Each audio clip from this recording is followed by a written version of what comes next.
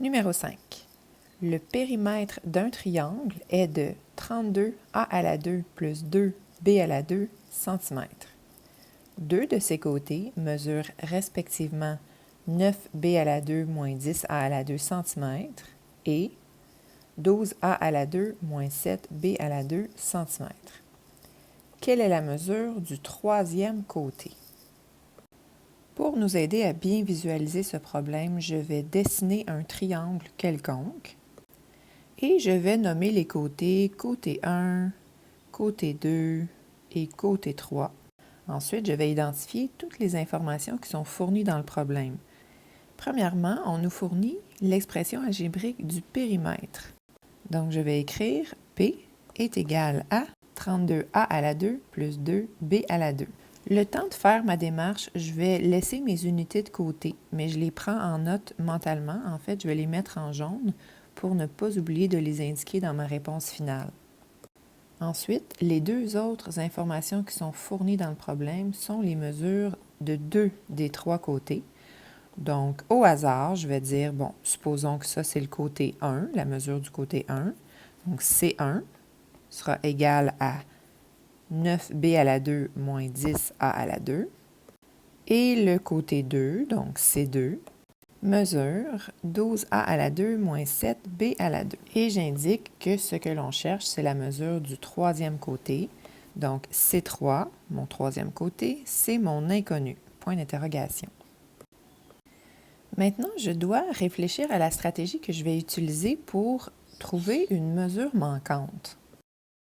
Normalement, quand on cherche le périmètre, on va simplement additionner la mesure de tous les côtés. Comme c'est un triangle, on additionnerait les trois côtés. Mais cette fois-ci, on connaît le périmètre et on connaît la mesure de deux des trois côtés et on cherche la mesure du troisième. Comme une des mesures est manquante, on devra résoudre une équation pour trouver la valeur de l'expression manquante. Donc, ma stratégie générale, c'est de partir avec la mesure du périmètre que je connais et de soustraire les deux mesures connues pour déduire la mesure manquante.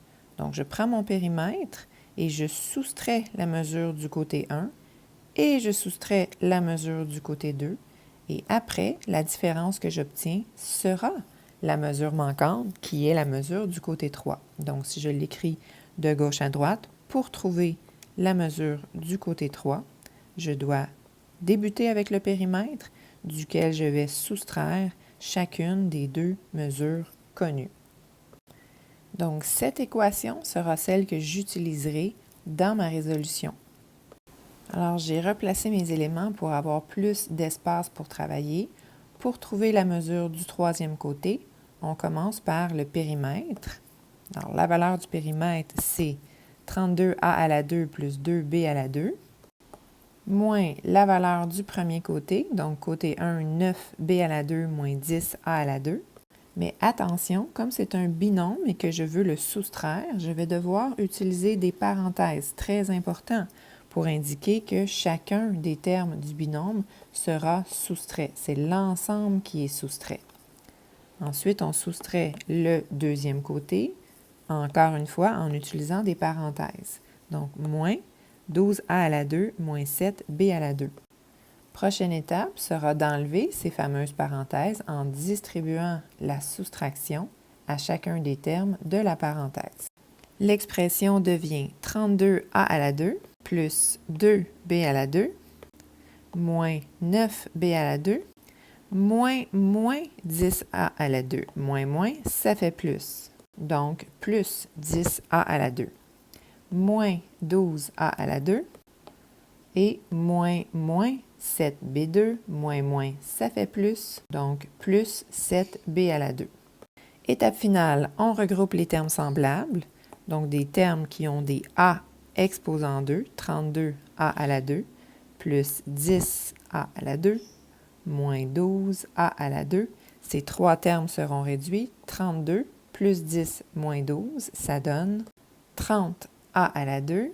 Et les autres termes semblables, les b à la 2, donc plus 2 moins 9 plus 7, 2 moins 9, ça fait moins 7. Plus 7, ça fait 0. Donc, j'aurai 0b à la 2. Mais comme on a déjà dit dans une autre vidéo, quand il y en a 0, il n'y en a pas.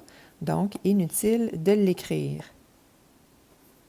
Réponse finale, le troisième côté mesure 30a à la 2. 30a à la 2, quoi? Quelles étaient les unités? On les a mis en jaune, centimètres.